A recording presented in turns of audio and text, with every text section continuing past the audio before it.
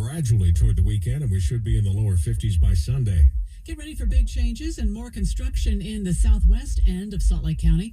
UDOT is going to build a freeway-style interchange at Bangerter Highway and 126 South in Riverton this spring. Before that, the Texas Roadhouse in the business complex near Lowe's is moving. They will open their new location just west of Bangerter Highway tomorrow. First look traffic on the 7 o'clock report. Let's go back to Andy. That's a parking lot and a couple of spots on I-15 going south right now from the I-84 split all the way down to 650 North in Clearfield. From one crash, they just reopened 3 lanes and moved the vehicles to the far right shoulder.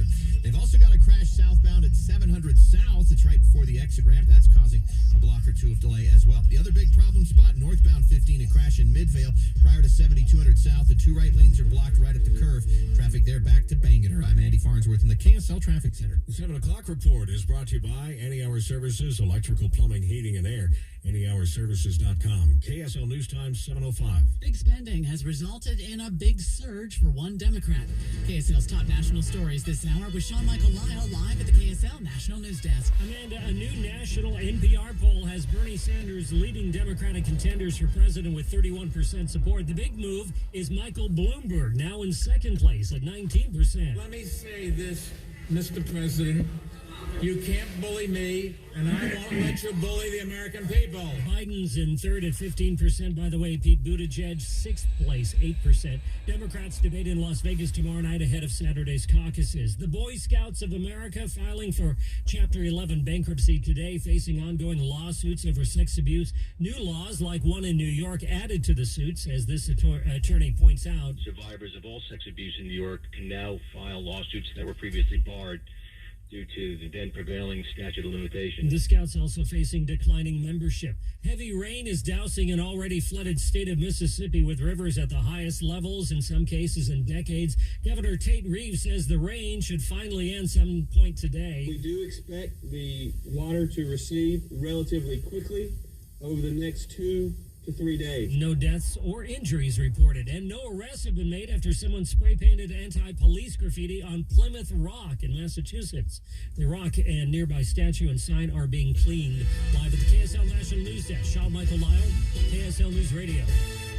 A former national security advisor is speaking out after the end of the Senate impeachment trial and ahead of the release of his new book. John Bolton defiant over his treatment by President Trump. He tweets, but I can't talk about how fair is that. Bolton did speak at a Duke University event in North Carolina, saying he hopes the White House doesn't censor his upcoming book detailing his time in the White House by citing executive privilege. He also explained why he didn't testify in the Senate impeachment trial about the Ukraine scandal. The threat